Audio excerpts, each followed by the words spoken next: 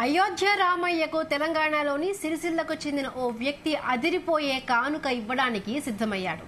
దాదాపు 20 రోజుల పాటు తీవ్రంగా శ్రమించి 1.50 లక్షలు ఖర్చు చేసి నేసిన బంగారు చీరను అయోధ్య రామయ్య కోసం నేతన్న హరిప్రసాద్ సిద్ధం చేశాడు. ఈ బంగారు చీరను బీజేపీ జాతీయ ప్రధాన కార్యదర్శి కరీంనగర్ ఎంపీ బండి సంజయ్ పరిశీలించారు. ఈ చీరలో రామాయణ దృశ్యాలను హరిప్రసాద్ రూపొందించారు. ఈ నెల 26న చీరను ప్రధాని మోడీకి అందించనున్నాడు. కాగా గతంలో ఇండియా వేదికగా జరిగిన G20 సమావేశాలను లోగోను కూడా హరిప్రసాద్ తయారు చేశాడు.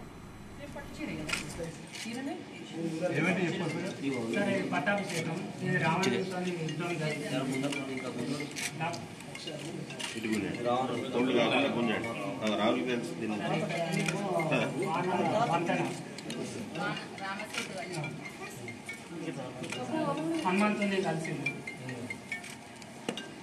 అక్కడ సీతమ్మ ఎత్తుకపోయేది జింక కావాలని చూపిస్తుంది.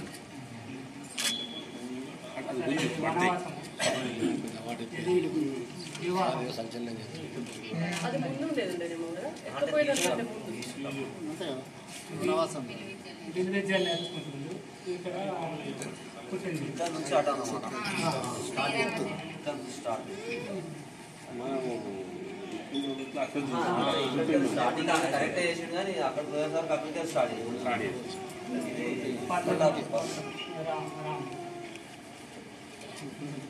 అప్పుడు అది మోడీ గారిని కూడా పటం ఆయన వేసింది.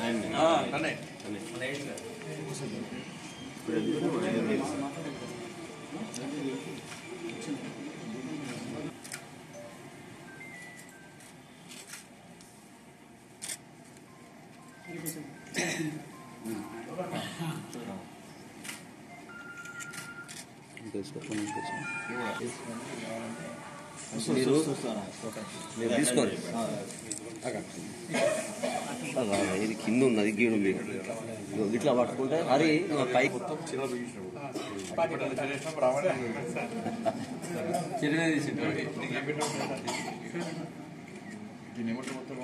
సిరి పట్టాను పెట్టిన రాజన్న సిరిపట్టు అని అయోధ్య సీతమ్మట్టు సిరిసిల్ల బంగారు చీర. అచ్చా ఇది బంగారు తీగ కూడా బంగారు దారం.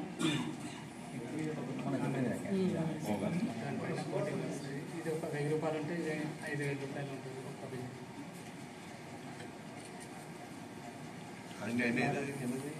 ఇది 1,50,000 20 డేస్ వర్క్ 20 డేస్ అయింది మొత్తం చేయితోనే.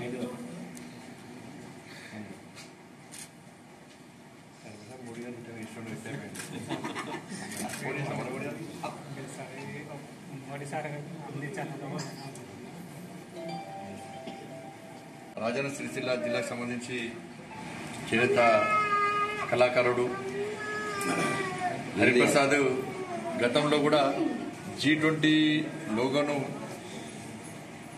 తన స్వహస్తాలతో తయారు చేసినటువంటి సందర్భంలో ప్రియతమ ప్రధాని నరేంద్ర మోడీ గారు గుర్తించి వారే స్వయంగా హరిప్రసాద్ గారిని వారు సొంతగా చేతులతో నేసినటువంటి ఆ G20 లోగోను ఢిల్లీకి తీసుకొని రావాల్సిందిగా వారు కోరడం, స్వయంగా నరేంద్ర మోడీ గారు కలవడము, మన్ కీ బాత్ కార్యక్రమంలో ఆ విషయాన్ని ప్రస్తావించి రాజన్న సిరిసిల్ల సంబంధించి చేనేత పరిశ్రమ విషయంలో దేశవ్యాప్తంగా ఒక చర్చ జరిగే విధంగా, ఒక మంచి చర్చ జరిగే విధంగా, చేనేత రంగాన్ని ప్రోత్సహించే విధంగా వాళ్ళ మోడీ గారు ప్రయత్నించే విషయం మనందరూ తెలిసిందే.